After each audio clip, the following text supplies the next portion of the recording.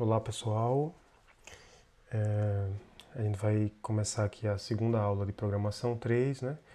Vamos partir ali do último ponto que a gente parou, né? Então a gente viu as expressões e instruções e agora a gente vai entrar no modo script do Python, né? Então o que é o modo script, né? Até então a gente vem usando sempre o modo interativo, né? Onde você abre ali o terminal, né? O interpretador do Python e digita os seus comandos e ali você vê o resultado, né? Então o, o modo interativo, né, com o interpretador, ele é bem útil para fazer testes ou então para botar um comando ou outro, ver qual é o resultado, né, aprender a usar o Python. Mas quando você começa a fazer programas mais complexos, né, com a lógica mais elaborada, e esses seus programas começam a crescer, aumentar de tamanho, né, muitas linhas de comando, o ideal é que você use o modo script, né, ou seja, você salva aquele seu programa em um arquivo, né, que esse arquivo é justamente o seu script, tá? E aí você pode ficar ali salvo no seu computador e você pode rodar ele na hora que você quiser para ver o resultado do seu programa, né? Você pode também abrir ele no editor e alterar ali, corrigir um erro, adicionar uma linha de comando, adicionar mais funções ao seu programa e assim sucessivamente. Então, o modo script, né, à medida que você vai se aprofundando no Python, é a forma ideal de trabalhar, né? Sempre com os seus scripts salvos e o interpretador como uma forma de testar, né, pequenas partes ali do seu código, tá? Então eu vou mostrar aqui como é que a gente faz o modo script para aqueles sites que a gente mostrou na outra aula, né? Então o Python Anywhere e o REPL. E também vou mostrar como é que a gente vai fazer o modo script aqui no editor de texto do computador, né? No Visual Studio Code. Então quando você instalar o Python no seu computador, se você já não fez isso, você vai instalar o editor, né? Então eu vou usar o Visual Studio Code, você pode escolher outra opção, tem várias na verdade, né? Os mais usados assim que eu lembro agora, tem o Visual Studio Code, tem o Sublime, tem o Atom, então, né, a depender, você pode instalar e testar, mas recomendo aqui o Visual Studio Code, então eu vou mostrar o modo script nele também, tá? Então vamos começar aqui pelo Python Anywhere, né? Então quando a gente entra aqui na nossa dashboard do site, né, a gente vê aqui o console, né, onde a gente estava usando o interpretador, e aqui tem a parte dos arquivos, né, files, é onde ficam os arquivos. Então a gente vai abrir aqui, né, criar um novo artigo. Então você bota aqui, né, esse caminho, então barra, né, e aí o meu está com esse nome de usuário que é o meu usuário, mas você vai ter o seu nome de usuário, né? Então eu vou criar aqui um script, por exemplo, aula2.py, né, que a gente fala py, tá? Então, da mesma forma que um arquivo do Word, né, você vê lá que ele é um .docx, então um arquivo do Python ele vai ser sempre um arquivo .py, né? Quando você vê um arquivo com essa extensão, você já sabe, aquilo ali é um script do Python. Então vamos criar aqui, né? Clica aqui para criar o arquivo. A gente criou, tal, e a gente vê aqui que ele mostra uma janelinha onde a gente vai escrever o nosso script, né? Então nessa janela aqui embaixo ele já abriu o interpretador, né? E nós podemos escrever aqui, né? Então vamos escrever, por exemplo, modo script, né? Opa, faltou um espaço, então modo script e imprimir, por exemplo, uma expressão, né? Então 2 mais 2. Terminei de escrever o script, eu venho aqui em run, né? Que é rodar, e clico aqui para ele rodar o script. Então ele faz, carrega aqui tudo e roda. Então a gente vê que ele imprimiu, né? Imprimiu o modo script e depois imprimiu o resultado do 2 mais 2. Então é assim que você vai fazer para criar script no Python Anywhere, tá? Já no REPL, a gente vem aqui, né? Já estava aberto. Então como eu já criei aquele REPL na outra aula, né? Ele está aqui, né? Então eu vou clicar para abrir ele. E quando a gente clica aqui, né, a gente vê aqui que tem o terminal, né, o interpretador aqui desse lado, o editor de texto aqui no meio, e aqui a gente tem uma lista dos nossos arquivos, né? Então aqui eu já criei um para testar, eu vou excluir, e ele já vem por padrão com esse arquivo chamado main.py, né? main em português quer dizer principal, né? Então, eu vi aqui que no REPL ele sempre vai rodar o conteúdo desse main.py, tá? Então, se você quiser que ele veja o resultado do seu script, você cola ele aqui no main.py, né? Então, como é que eu vou criar um script novo aqui no REPL? Eu clico aqui em adicionar arquivo, chamo aqui, né, por exemplo, aula2.py e salvo. E aqui eu posso imprimir, criar o meu arquivo, tá? Então, vou botar aqui modo script, da mesma forma que eu coloquei no outro, print 2 mais 2, né? Então tá aqui. Acontece que ele só vai rodar se estiver no main, tá? Então eu venho aqui no main, né, apago o conteúdo e colo o que eu acabei de fazer e clico no play. Quando eu clico no play, ele vai rodar aqui, né, no terminal, justamente as linhas de comando que a gente escreveu. Então, imprime modo script, ok? Imprime 2 mais 2, ok. Então é assim que a gente vai fazer no... Quem escolheu o REPL, né, faz dessa forma, tá? E aí, para fechar nessa parte do modo script, eu vou mostrar como é no Visual Studio Code, tá? Então ele está aqui aberto, e a princípio a gente está nessa tela vazia, né? Quando você abrir o programa e não tem nada nele ainda aberto, tá? Então a primeira coisa que você pode fazer é criar uma pasta no seu computador para os seus códigos, né? Então você pode chamar ela de códigos programação 3, né? Enfim, fica ao seu critério o nome da pasta. E aí você vem aqui no Visual Studio Code, né? Arquivo, abrir pasta, e você abre a sua pasta. Então eu vou abrir uma pasta aqui que eu criei para os códigos. Abri minha pasta, ele automaticamente coloca aqui na lateral né, a pasta, né? Então a pasta tem o nome códigos e a gente vê que ela está vazia, né? Então eu posso vir aqui nesse botãozinho e criar um novo arquivo que eu vou chamar, por exemplo, de aula2.py, né? Criei e ele vem aqui para o meu editor, né? Então eu posso, da mesma forma, criar e colocar aqui aqueles comandos. Então modo script, né? E, por exemplo, print 2 mais 2. Tá? Então, Ctrl S para salvar. E aí salvei meu arquivo, né? Então, como é que eu rodo ele agora?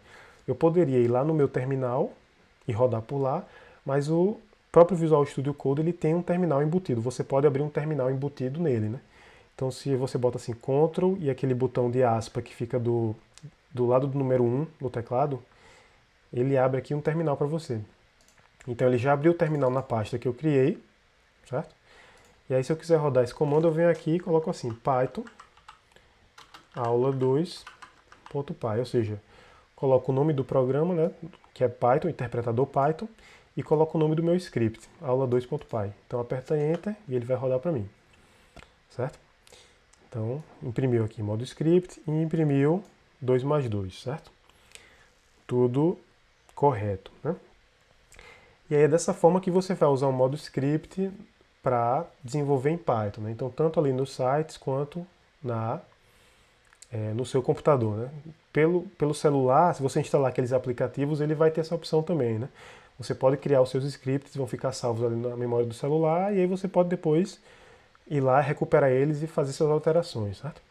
Então daqui para frente, quando a gente for fazer algum exercício, alguma coisa mais complexa, eu vou sempre usar aqui o VS Code, né? Então eu vou usar o terminal e vou também usar aqui o editor de texto para fazer os scripts relativos à aula, tá? E aí antes de passar para o próximo tópico aqui, a gente tem que falar ainda de uma diferença que existe entre o o modo interativo do Python e o modo script, tá? Que diferença é essa? A diferença é que o modo estou me confundindo toda vez. O modo interativo, ele é um pouco, vamos dizer assim, ele é um pouco mais proativo, né? Ele imprime umas coisas na tela que você não pediu, né? Ele já assume que você quer ver o resultado. Por exemplo, se eu entrar aqui agora no script, no interpretador do Python, certo? E eu colocar aqui, por exemplo, x igual a 10, depois escrever x mais 5, né? E aperta Enter. Ele vem e escreve automaticamente para mim o 15, né, que é justamente o resultado dessa expressão aqui. Então ele avaliou x vale 10, x mais 5 vale 15. O resultado dessa avaliação ele já imprimiu para mim aqui na tela, tá?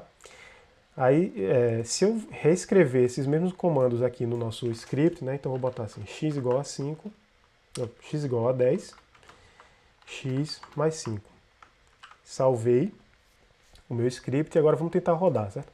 Então eu estou aqui dentro do Python, como é que eu faço para sair? Né? Eu tenho duas opções, eu posso escrever exit e abre e fecha parênteses, ou eu posso apertar Ctrl mais D, tá? Não é para digitar, eu só estou digitando para vocês verem, mas você aperta no seu teclado Ctrl D e ele sai do Python, tá? Então vamos rodar aqui o script, né? Python, aula2.py, vamos ver o que acontece. Nada acontece, né? Então, surpreendentemente, né, você poderia esperar que ele, da mesma forma que o interpretador, ele imprimisse para você ali o 15, né, para você saber. Acontece que no modo script, ele só imprime aquilo que está dentro da instrução de impressão, ou seja, que está dentro de um print, né? Então, se você quer ver alguma coisa sendo mostrada ali, exibida no seu terminal, né, na sua tela, durante a execução do seu script, você precisa dizer ao Python para ele imprimir, ou seja, você tem que usar a instrução print, né? E por que isso? Porque imagina um script de 200 a 300 linhas de comando e toda vez que uma linha retorna um valor, ele imprime esse valor na tela, né? Quando você rodasse esse script, seu terminal ia começar a exibir um bocado de coisa ali loucamente, né?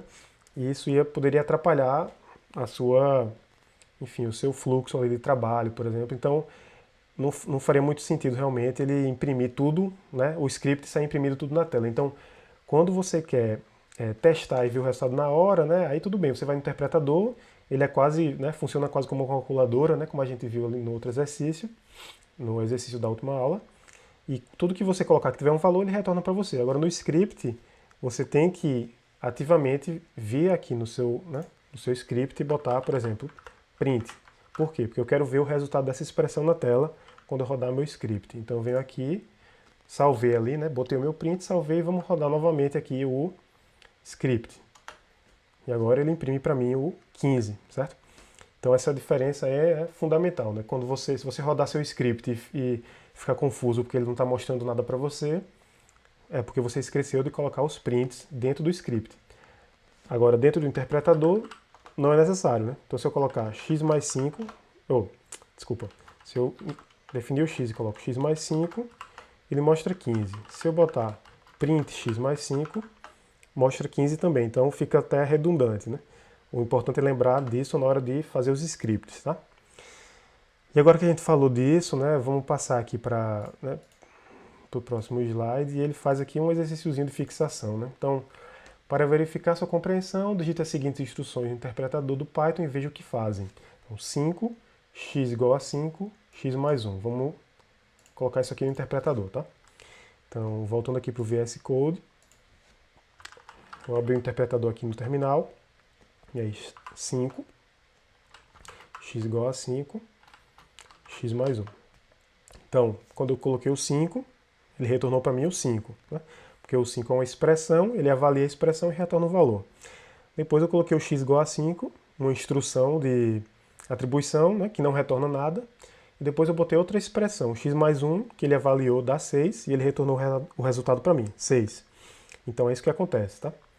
E aí ele fala aqui assim, agora põe as mesmas instruções em um script e o execute. Qual é a saída? Né? Então você já consegue imaginar aí, né? Qual é a saída? Pensa aí um pouquinho na sua cabeça. E ele fala, altere o script transformando cada expressão em uma instrução de exibição e então o execute novamente. Então vamos fazer aqui o que ele está falando. Volta para o VS Code e a gente escreve aqui 5, x igual a 5, x mais 1, salvei. Vamos voltar aqui no terminal, né? Sai do Python com Ctrl D, como eu tinha falado, e a gente roda o script, né? Então você pensou aí, né, o que acontece, o que é que vai acontecer agora, né? O que é que você acha que vai acontecer? Responda aí, né, na sua cabeça. E nada acontece, né? Como a gente tinha visto, ele não imprimiu nada disso aqui na tela, porque a gente não mandou ele imprimir, né?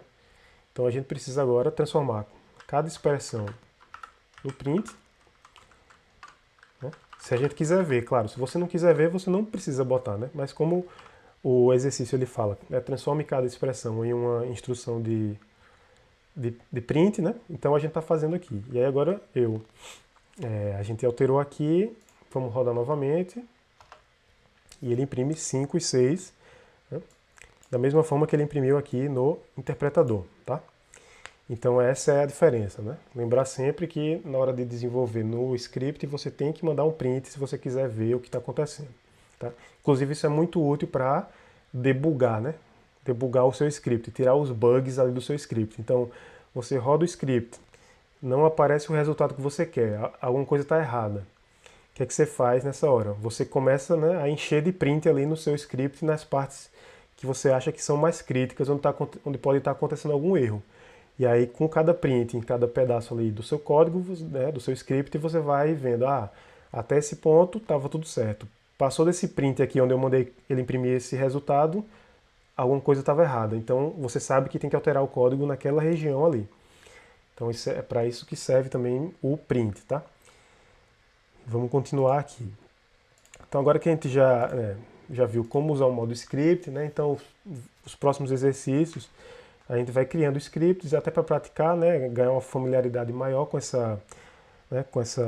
Vamos dizer, esse modo de desenvolver em Python, né? Criando seus scripts. Né? Quem estiver seguindo a aula no computador e tal, recomendo fazer a mesma coisa também, já para ir, né, aprendendo, né, como criar o script, e aí ficar rodando sempre o seu script, faz alteração, roda de novo, etc.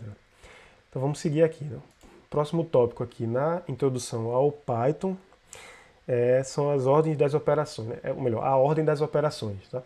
Então aqueles operadores aritméticos que a gente viu na primeira aula, quando você escreve eles, né, numa expressão, você pode ter aquela dúvida, né? Coloquei aqui uma expressão, o que é que vai acontecer agora? Né? Qual é a ordem que ele está usando? Ele vai primeiro somar os números, ou ele vai multiplicar, ou ele vai dividir, o que acontece? Né? E aqui a gente já vê no primeiro ponto, né, qual é a ordem. Então a ordem é, primeiro roda o que tiver entre parênteses, tá? Então isso, se você lembrar até de matemática, assim, das aulas de matemática, você lembra que tudo que está entre parênteses você resolve primeiro, né? Para depois que você tiver aquele resultado, você ir completando a conta, né? Então depois disso ele resolve a exponenciação, ou seja, tudo que tiver elevado ali, né? Não sei o que é elevado ao quadrado, alguma coisa elevada ao cubo, tal, ele resolve isso. Depois ele vai resolver multiplicação e divisão, tá? E por último ele vai resolver adição e subtração. Então o que é que isso significa? Né? Se a gente voltar aqui no nosso interpretador, né? Então vamos fazer teste, né? Então, por exemplo, tá aqui, vou abrir aqui o interpretador no Visual Studio Code e a gente vai testar. Por exemplo, né? Parece até aquelas enigma do WhatsApp, né? A pessoa bota uma expressão matemática e pergunta qual é o resultado. Então, 2 mais 3 vezes 4. O que é que vai sair daqui, né? Se a gente lembrar da ordem, a multiplicação ou divisão sempre roda primeiro do que a adição ou subtração. Tá? Então ele vai fazer isso aqui primeiro, então 3 vezes 4, e o resultado disso aqui ele vai somar com 2. Então vai dar 12 mais 2, 14, certo? Agora, se você estava esperando, né? Putz, eu queria que ele fizesse, na verdade, a soma primeiro, e não a multiplicação. Então como é que você resolveria isso, né? Você colocaria aqui parênteses. Por quê? Porque o que está entre parênteses tem a prioridade maior do que a multiplicação e divisão, por exemplo. Então aqui ele vai fazer 2 mais 3 primeiro, que vai dar 5, e depois ele multiplica por 4 para obter o valor 20. Né? Então é assim que as expressões, né, a ordem das expressões é calculada no Python. Né? Então na verdade o que eu recomendo é que você sempre use parênteses, né, para facilitar o entendimento. Tá? Mesmo que você saiba pela ordem dos operadores como vai rodar, né, o ideal é que você sempre escreva os parênteses, por exemplo, aqui. Né, mesmo eu sabendo que esse 3 vezes 4 vai rodar primeiro, eu prefiro escrever sempre como parênteses aqui para ficar mais fácil para quem está lendo a expressão. Né? Então, quem está lendo a expressão e vê assim pode até ficar confuso. Né? Até uma pessoa, por exemplo, que não entende de Python, vê isso daqui pode ficar confuso. Então, o ideal é sempre colocar parênteses para facilitar a leitura, né, da expressão, até para quem está programando, até para você mesmo, até isso pode facilitar a sua vida. Né? Então, fica aqui a ordem das operações. E aí, um adendo aqui é que ele fala, né, por exemplo, multiplicação e divisão, elas estão na mesma prioridade, né? E adição e subtração também estão no mesmo nível ali da hora né, de executar. As duas elas ficam no mesmo nível, tanto multiplicação e divisão, quanto adição e subtração. Então, nessa hora, quem é que vai rodar primeiro, né? se tiver uma adição e subtração, quem roda primeiro, já que as duas estão no mesmo nível. E aí a gente tem essa observaçãozinha aqui. Os operadores de mesma precedência, ou seja, da mesma hierarquia ali, na mesma categoria, né? Então, multiplicação e divisão, mesma categoria. Adição e subtração, mesma categoria. Então, esses operadores da mesma categoria vão ser avaliados da esquerda para a direita. Então, se tem multiplicação, divisão, multiplicação, ele vai começar da esquerda ali, que vai ser primeiro a multiplicação, depois a divisão, depois a multiplicação. Tá? E assim você sabe, né, qual vai ser a ordem. Tá? Mas, de qualquer forma, sempre recomendo usar parênteses para escrever as expressões e ficar mais fácil de entender. E aí aqui a gente vê agora as operações com as strings. Né? Então, até o momento, a gente viu só a operação numérica. Né? Então, a gente viu ali aqueles operadores aritméticos, o soma, subtração, tal, etc. E viu que a gente pode combinar ele ali com os valores numéricos, né? Tanto o valor inteiro quanto o valor decimal, para obter ali as expressões matemáticas. Né? Acontece que alguns desses operadores eles podem ser usados também com strings, ou seja, com textos. Né? Então, como está escrito aqui, né, em geral você não pode executar operações matemáticas com strings. Tá? Mas tem dois operadores aí, né, que são o de soma, que é aqui quando você usa ele com string, a gente vai chamar o resultado dessa operação de concatenação, e o asterisco, né, que seria uma multiplicação entre números, mas entre strings a gente chama de repetição. Tá? E aí como é que a gente aplica isso aqui? Certo? Muito importante, mesmo que as suas strings se pareçam com números, ou seja, seu texto são números, o Python não vai tratar aquilo como número, tá? Então vamos fazer alguns exemplos aqui. Voltar aqui no VS Code, certo? Vamos usar aqui o terminal. Deixa eu aumentar mais aqui o terminal.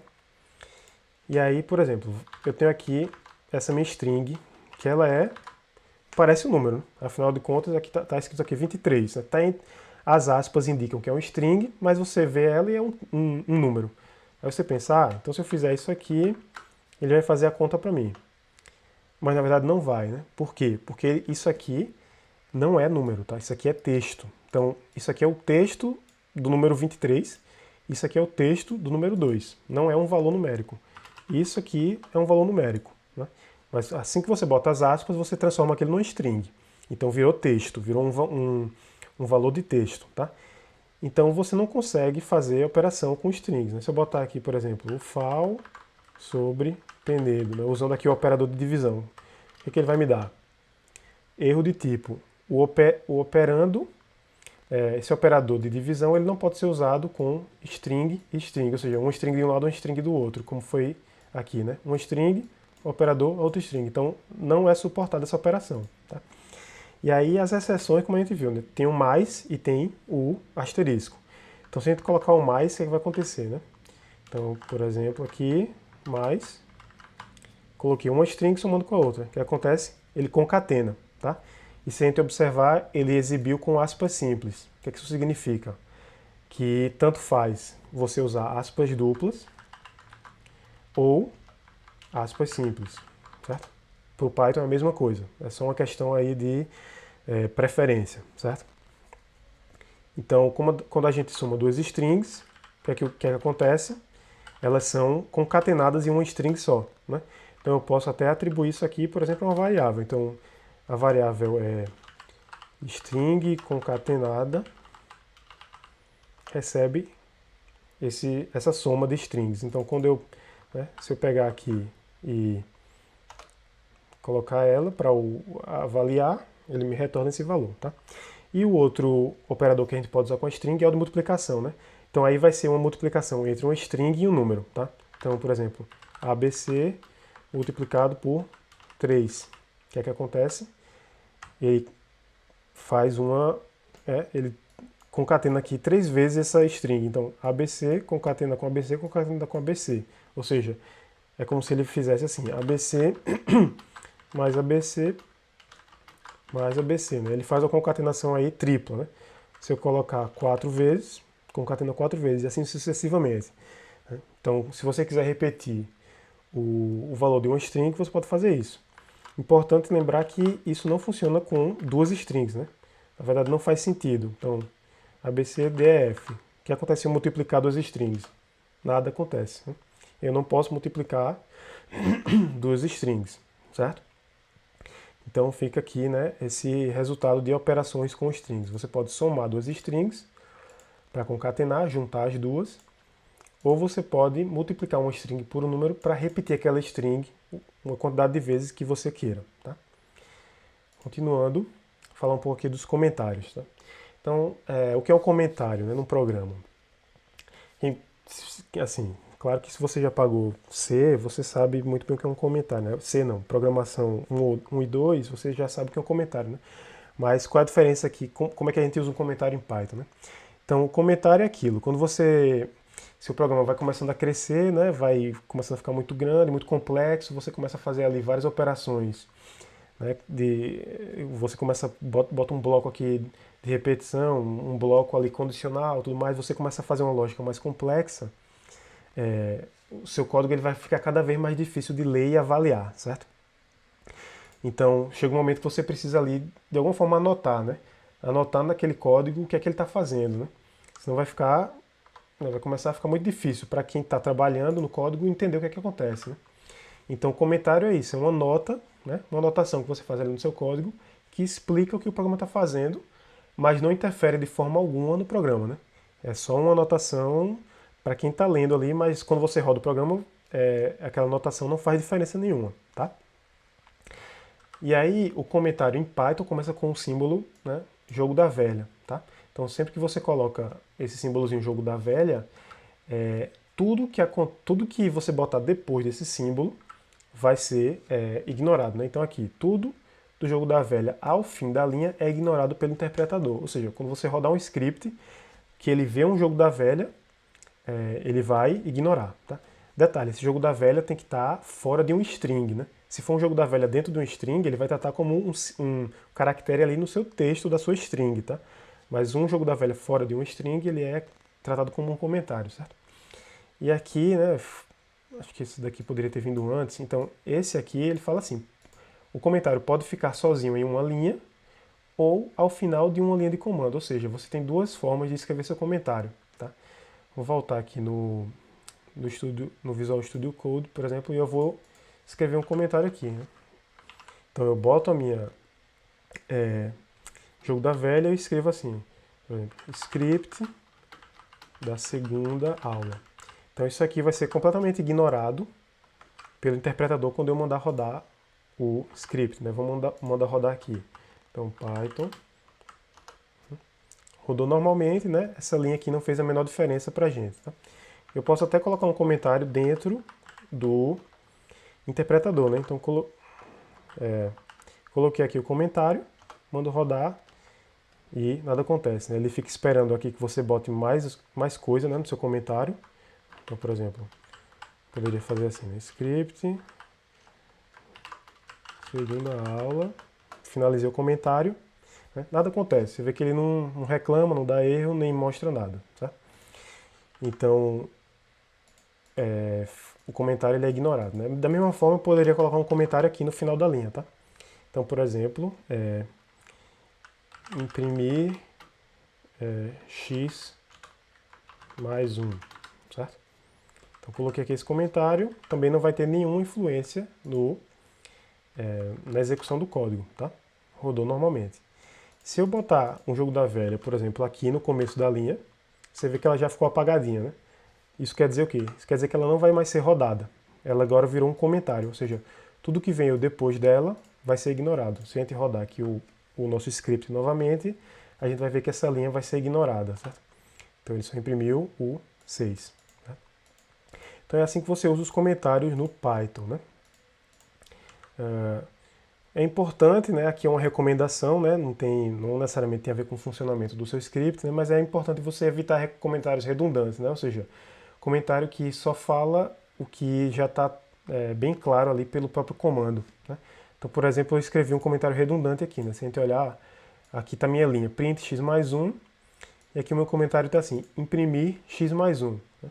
Isso aqui está muito redundante, né? Você não precisaria ler esse comentário para entender que essa linha está imprimindo o x mais 1, né? Então isso aqui é um exemplo de um comentário ruim ou desnecessário, tá? Por outro lado, você poderia ter um comentário um pouco mais informativo, né? Então, por exemplo, x igual a 5. Eu poderia colocar aqui que por exemplo, posição do elemento no eixo x recebe 5, né? Então eu estou dando alguma informação extra, né, que não é possível de ser extraída apenas da linha de comando, né? Então você lê isso aqui x, tá? Mas quem é x? E aqui eu estou dizendo é a posição do elemento no eixo x, por exemplo, né? Vamos dizer que você está fazendo um programa aí que tem a ver com construir gráficos ou alguma coisa assim, então aqui você já está dando uma informação melhor no seu comentário, né? Ele não está exatamente, como é que diz? Ele não está redundante nem desnecessário, certo? Então, assim, é uma boa prática, né, você colocar alguns comentários no seu código. Também não é nem para deixar completamente vazio de comentário, né, porque senão você pode se confundir, né, na hora de analisar o seu código, você pode não perceber exatamente o que está acontecendo, mas também não é bom encher de comentário o tempo todo, né? Algumas linhas de comando elas são bem autoexplicativas, né? Você não precisa colocar comentários nela, tá? Então, esses são os comentários aqui no Python, ok? Próximo, ainda tem aqui mais um item, então equilíbrio, né? Nome de variáveis e comentários. O que é que isso quer dizer? Você tem que fazer um equilíbrio ali, como eu falei, né? Não é nem para botar comentário de mais, nem para botar comentário de menos. Mas ao mesmo tempo, você pode alterar o seu código para ele ser mais informativo, certo? E com isso você evitar um comentário redundante. Então, por exemplo, né, se a gente pegar esse aqui, x igual a 5, e eu comentei, né, que esse x igual a 5 diz que é a posição do elemento no eixo x recebe 5. Eu poderia reescrever essa linha, por exemplo, assim, posição eixo x recebe 5, e com isso eu não precisaria mais desse comentário. Por quê? Porque agora o nome da minha variável ele já está, né, esclarecendo tudo para mim. O nome da variável está escrito posição eixo x. Então aquele comentário, né, que estava aqui antes, ele se tornou redundante, né? Por quê? Porque agora já dá para ver aqui que isso é a posição do elemento no eixo x, certo? Então esse equilíbrio, né, que você quer encontrar na hora de fazer o seu script, né? Colocar um nome de variável informativo ou colocar um comentário, como é que você vai equilibrar isso, né? Às vezes você não consegue botar um nome muito bom na variável, você precisa ali escrever um comentário. Às vezes você pode fazer isso e, né, dispensar o comentário e deixar o seu programa um pouco mais, vamos dizer assim, um pouco mais limpo, né? Então fica aí nessa reflexão de como usar comentários nos scripts, tá? E com isso a gente finaliza aqui, chega ao final do capítulo 2 e vamos fazer alguns exercícios aqui do capítulo 2, certo? Vamos fazer aqui 2 exercícios, que na verdade só tem 2 exercícios, a gente vai fazer os dois, tá? Então primeiro vamos fazer o 2.1 aqui. Então na mesma, com a mesma ideia assim, do exercício do outro capítulo, o que a gente vai fazer aqui é continuar fazendo teste no interpretador do Python, né? Então meio que exploração, né? Então, por exemplo, vimos que n igual a 42 é legal, ou seja, é permitido no Python, né? Não quer dizer que é uma coisa legal, uma coisa interessante, né? É legal de permitido, né? Então, vimos que n igual a 42 é legal, ou seja, é permitido pelo interpretador. E 42 igual a n, ou seja, e se a gente inverter a ordem, né?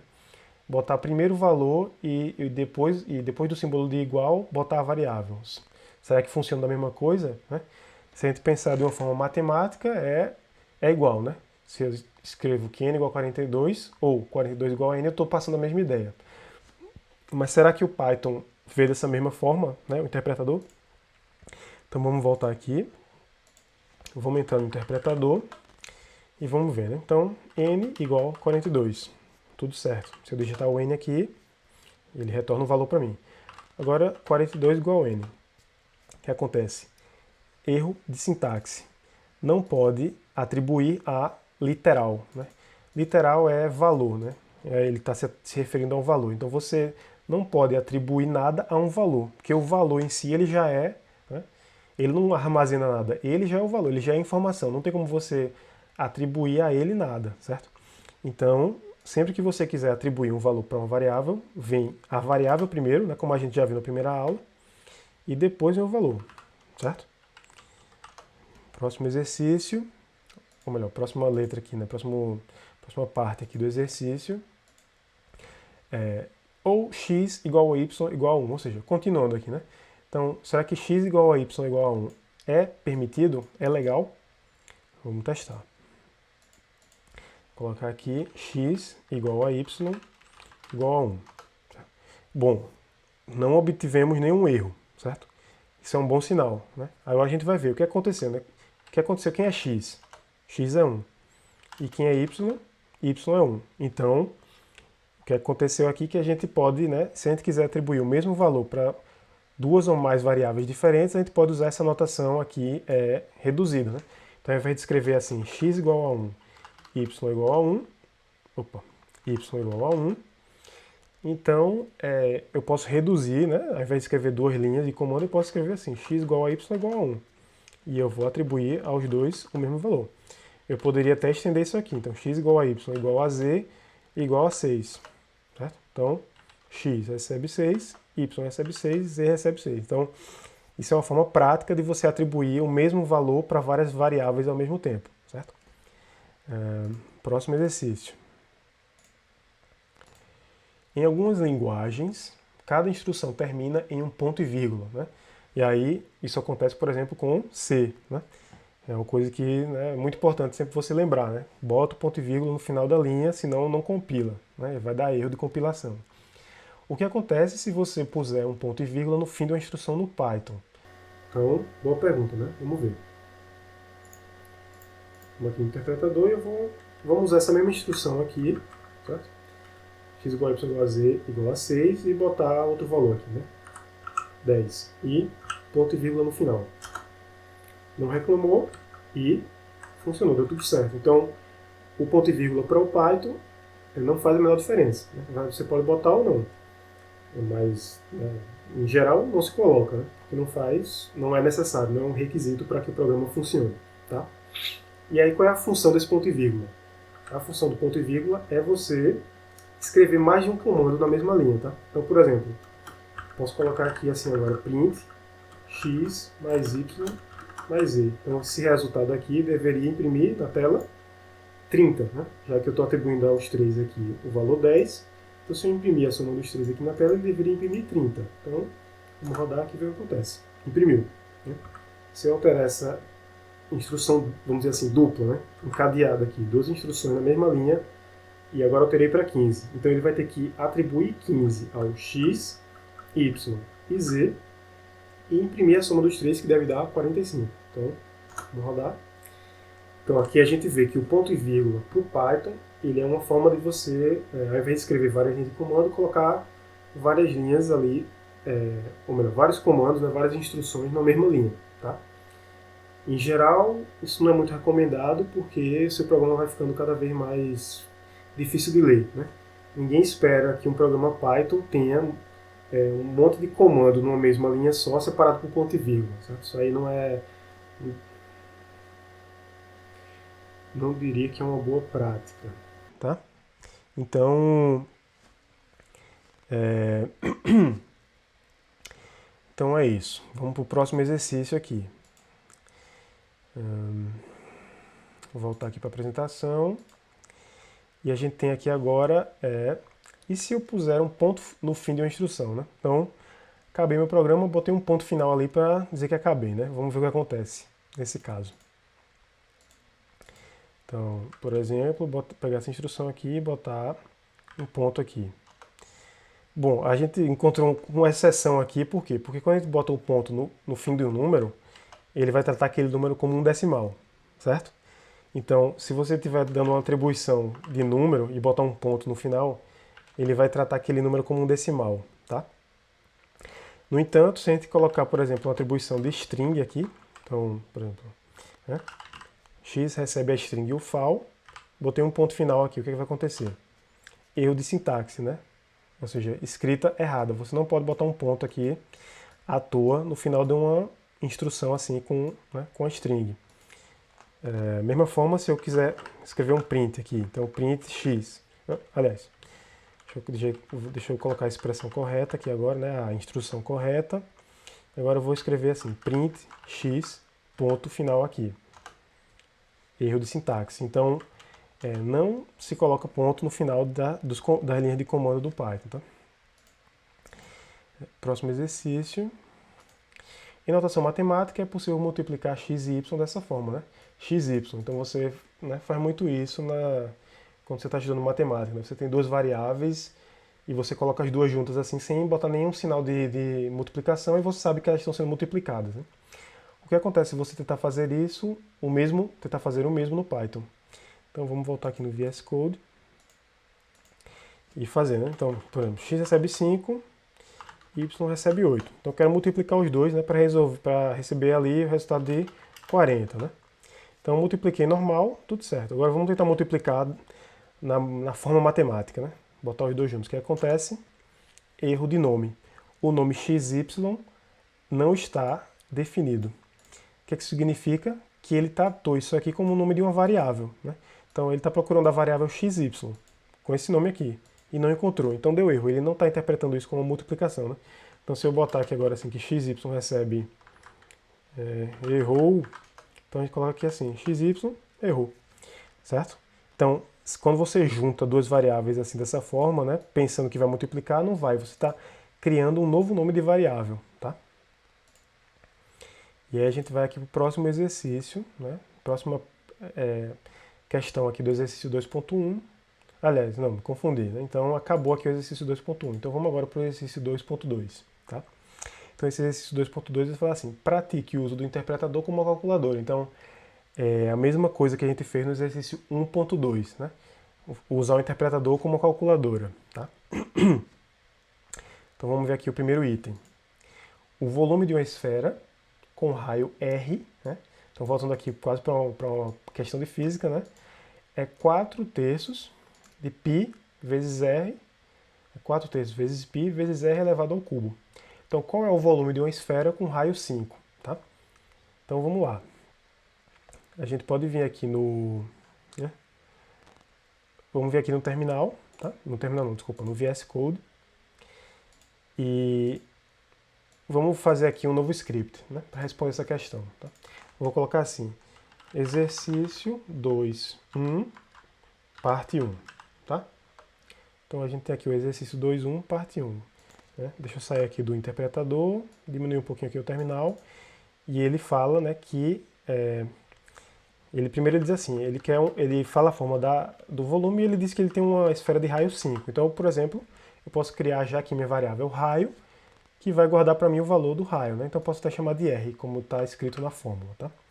Então esse aqui é o meu raio da esfera. Certo? Pronto. E aí ele quer saber qual é o volume da esfera que tem esse raio. Né? Então a gente, né, retornando aqui para a fórmula, a gente vai ver 4 terços de π R ao cubo. Então, eu posso mandar, por exemplo, eu digo assim, que V, volume, recebe, então, 4 terços, né? Então estou usando aqui o parênteses para separar bem minha expressão. Aí eu multiplico por π, então a gente pode usar aqui um valor aproximado, né? 3,14. Ou então eu posso escrever assim aqui, né? π recebe 3,14 e aqui eu boto π. E vamos abrir parênteses de novo aqui e o raio elevado a 3, né? O raio ao cubo. Tá? Então, salvei aqui meu script e aí eu quero ver o valor desse volume, né? Então, eu boto aqui para ele imprimir na tela. Eu posso até colocar assim, volume, né? E imprimir V, tá? E aqui eu boto o comentário assim, volume da esfera. Então tá aqui meu script que resolve o exercício. Vamos agora rodar ele. Então, Python, exercício, né? Quando você está assim usando aqui o terminal, você aperta Tab e ele já completa para você, né? Então, Python, exercício 2.1, parte 1.py. Vamos rodar isso aqui. O volume deu esse valor aí, então 523,33, certo? Com isso a gente resolve a questão, tá? Vamos aqui para o próximo item. Suponha que o preço de capa de um livro seja R$ 24,95, R$ 24,95. Mas as livrarias recebem um desconto de 40%. Tá? O transporte custa R$ 3,00 para o primeiro exemplar e 0,75 para cada exemplar adicional. Qual é o custo total de atacado para 60 cópias? Né? Então Então, a livraria lá vai comprar, né, atacado. Então, atacado quer dizer que vai comprar de quantidade, né? Então, você supõe que é uma livraria que está comprando, né? Então, a livraria vai comprar ali 60 cópias e ela, né, a gente vê que ela, o preço normal é R$ 24,95, mas a livraria vai ter o desconto ali de 40%. E como são 60 cópias, a gente vê, né? A primeira cópia, o transporte vai custar R$ 3 e as 59 cópias restantes, o transporte vai custar 75 centavos, certo? Então como é que a gente vai escrever isso num programa para calcular o custo total dessa livraria, né? Então vamos lá. A gente pode fazer de uma forma aqui bem, né, atribuindo variável para tudo, certo? Para ficar bem claro, né? Então, por exemplo, exercício 2.1, parte 2. Então vamos fazer assim. Vou colocar aqui preço, tá? Então o preço vai ser 24,95, certo? Aí eu vou colocar aqui assim, desconto é 0,40, né? Ou seja, 40%, né? Tá? O transporte, vamos botar assim, primeiro, R$ 3, tá? E o transporte restante, botar assim, transp, só para não ficar tão grande, tá? Então do primeiro vai ser R$ 3, né? Pode botar até assim para ficar mais de acordo. E o segundo vai ser, o restante vai ser 75 centavos, tá? E aqui a gente bota assim, cópias. Desculpa aí, eu esqueci de mudar aqui a janela. Então, mudando aqui a janela, vamos rever aqui, né? Preço, R$ 24,95. O desconto que ele está dando é de 40%, né? Então 40 sobre 100, que vai dar 0,4 ou 0,40. O transporte do primeiro exemplar vai custar R$ 3. O transporte dos exemplares restantes vai custar 75 centavos. E a quantidade de cópias que a livraria vai comprar são 60 cópias, certo? Então, com isso tudo em mão, qual vai ser o custo total, né? Então, o custo aqui vai ser, né, primeiro, a gente vai ter aqui o preço multiplicado pelo nosso desconto, tá? Então, isso aqui é o tanto que a gente vai pagar. Tudo isso vezes o número de cópias, né? Então, isso aqui é o custo para as cópias, tá? Vamos botar assim, custo livros, tá? Então, o custo do livro é o quê? É a quantidade de livro que você vai comprar, né? Então, as cópias, multiplicado pelo preço do livro e multiplicado pelo desconto, certo? Então, como são duas multiplicações, a gente pode deixar tudo aqui junto, assim, né, sem parênteses, tá? E a gente vai ter aqui também o custo do transporte, né? E qual vai ser o custo do transporte? Vai ser o transporte para a primeira, né? Para o primeiro exemplar, então o custo do primeiro exemplar, mais o custo restante, que vai ser o quê? A quantidade de cópias menos 1, né? Ou seja, a primeira a gente já está levando em consideração aqui no transporte primeiro, e as restantes a gente multiplica pelo transporte restante, não é isso? Então a gente tem o custo dos livros e a gente tem o custo do transporte. Então o transporte do primeiro exemplar e o transporte restante para todos os outros exemplares que a gente comprou, que nós compramos, tá? O que a livraria comprou, no caso, né? E aí, com isso, o custo total vai ser o custo dos livros somado ao custo do transporte, certo? E quando a gente calcula isso daqui, a gente pode imprimir na tela, né, para saber. Então, custo total, lembrando que tem que colocar a string, tá? Então, custo total. E aqui eu imprimo o custo total de fato, certo? Essa janelinha aqui é uma coisa que o Visual Studio Code faz, né? Ele mostra para você a definição da função que você está usando. Então, por exemplo, print, né? O que é que eu posso botar aqui dentro da função print? Isso aqui fica um pouquinho confuso quando a pessoa está começando, mas pode ser útil, né, quando você já está mais acostumado. Então tá aqui, custo total, e ele vai imprimir para mim essa variável custo total, né? Então veja que eu fiz esse script aqui bem estruturado, né? Todos os valores eu coloquei em variáveis, para ficar mais fácil de a gente, né, lidar com a lógica do programa, né? Eu poderia simplesmente escrever aqui no custo total todos esses, né, tudo isso que eu escrevi aqui, eu poderia estar aqui no meu custo total, numa expressão só, né? Uma coisa inteira, gigantesca só. Mas isso aí ficaria péssimo para você entender seu programa, né? Então, colocando assim as variáveis, a gente, né, faz uma coisa mais estruturada e mais fácil de compreender, né? Então, salvei aqui o meu script. e vamos rodar ele aqui, né? Então, exercício 2.1, parte 2. Mandei rodar e esse vai ser o custo total para a livraria, né? Então ela vai comprar 60 cópias e ela vai pagar aí R$ 646,05, tá? Esse 1 aqui no finalzinho, isso aqui é o erro que é associado sempre com essa operação de ponto flutuante, né? Então quando você opera com número decimal no computador, ele sempre tem ali um errinho associado, né? Então quando esse errinho acontece, você pode ter essa quantidade enorme aqui de casa decimal, tá? Mas como a gente pode ver, é tudo 000 e tem um umzinho lá no final, então a gente ignora isso daqui e fica só com esse valor, né? Então o custo total tá R$ 646,05. Então a gente respondeu a questão.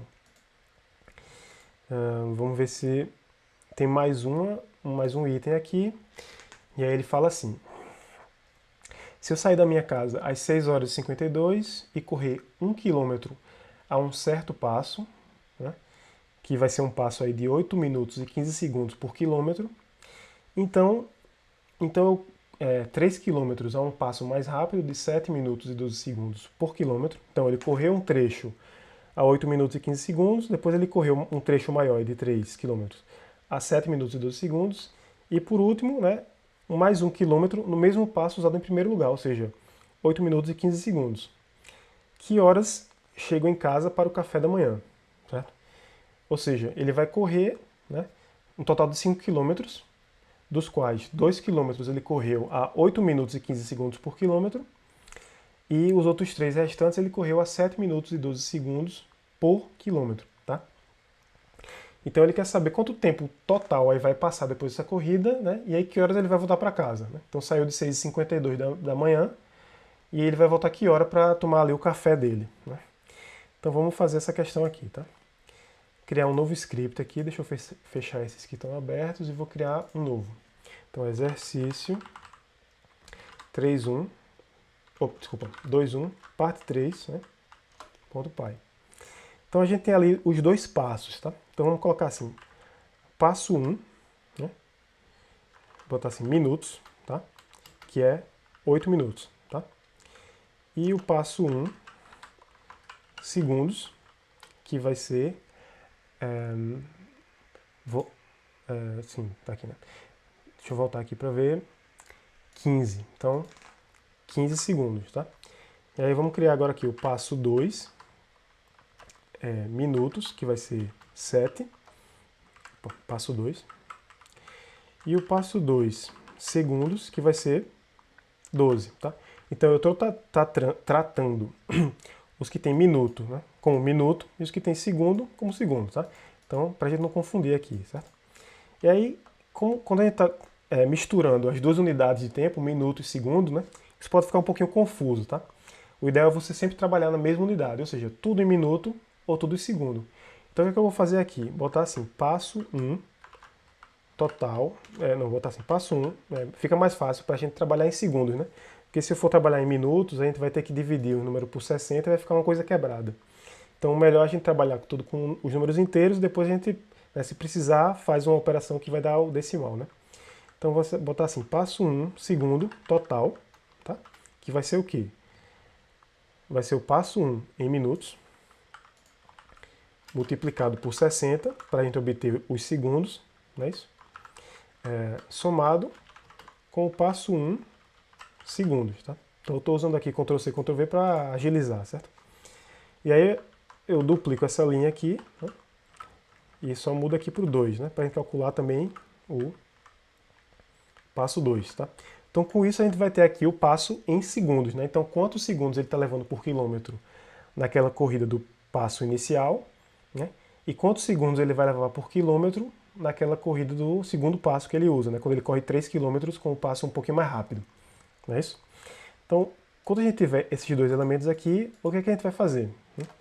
A gente vai calcular o tempo total. Então, o tempo total vai ser o quê? A quantidade de quilômetros que ele correu em cada trecho, multiplicado pelo passo que ele estava fazendo naquele trecho, né? Então, a gente viu que ele correu 2 quilômetros com o passo, vou botar aqui assim, segundos, para a gente se lembrar, tá? Então, por exemplo, ele correu 2 km com o passo 1, né? é isso? Então, 1 km, né, no começo e 1 km no final da corrida dele. E ele correu aqui também 3 km com o passo 2, certo? Então tá aqui o passo 2. O segundo passo ele correu 3 km. Então quando a gente executar essa linha aqui, a gente vai ter o tempo total em segundos que se passou nessa corrida dele, né? Quantos segundos essa corrida dele aí demorou, né? E aí a gente pode agora pegar esse tempo total e a gente pode obter o tempo total em minutos, né? Que aí vai ficar mais fácil para a gente descobrir a hora que ele voltou para casa, né? Então o tempo total em minutos vai ser o tempo total em segundos dividido por 60. É isso?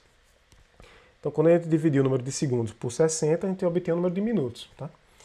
E aí, exibindo esse resultado na tela, né? Então a gente imprime aqui na tela. E quando a gente imprimir esse valor na tela, a gente vai olhar ali aquela hora, né? 6h52, e a gente vai saber, somando aqui os minutos, que horas ele chegou em casa. Tá? Então vamos rodar aqui esse script, né? Salvei. Vou rodar. Então, Python, exercício 2.1, parte 3. Ele demorou 38,1 minutos, tá? Então, se a gente ignorar esse vírgula 1 aqui, né, que seria 10% de 1 minuto, né, 6 segundos, vamos focar aqui no 38. Então, essa corrida dele demorou 38 minutos. E aí, se a gente voltar aqui na apresentação, a gente vai ver, né, ele saiu de casa de 6h52. Então, passou aí 38 minutos, né? Então, 8 minutos vai dar 7 horas, e aí mais meia hora, né? Então, ele voltou para casa de 7h30, para tomar o café da manhã, tá? E com isso a gente finaliza aqui o exercício 2.2, ok? Então com isso, a aula que já está com 56 minutos, a gente vai finalizar, certo? Essa aula aqui agora, e com isso a gente finaliza aqui o capítulo 2, e agora vamos entrar no capítulo 3, que é o capítulo de funções, tá? Então, função, né, é aquele bloco de código que você pode reutilizar, né? A gente aprendeu a fazer função em C. No período passado, por exemplo, eu ensinei essa parte de definição de função, certo? E ali você tem, né, um bloco de código que você dá um nome, e toda vez que você chama aquele nome daquela função, você roda aquele bloco, né? Então é muito útil para reutilizar código, né? Para você não ficar se repetindo ali no seu script, né? Por exemplo, vários desses exercícios que a gente resolveu hoje, a gente poderia ter criado uma função ali para auxiliar, para não ficar tão repetitivo, certo? Se a gente olhar aqui, por exemplo, a gente vê que essa linha e essa, elas são praticamente iguais. O que muda aqui é só que eu troquei de passo 1 para passo 2. A operação que está sendo feita aqui é a mesma, né? Eu pego o número em minutos, multiplico por 60 e somo com o número de segundos. Então, uma função, que seria ali um bloco de código reutilizável, ela seria muito bem aplicada aqui, né, para eu evitar essa repetição, tá? Então, na próxima aula a gente vai entrar nessa parte aí de funções, tá? Né, explicar o que é uma função, né, como é que a gente pode criar funções, né, definir novas funções e usar essas funções que a gente definiu e também fazer alguns exercícios, tá? Então, vamos finalizar aqui por hoje e até a próxima aula.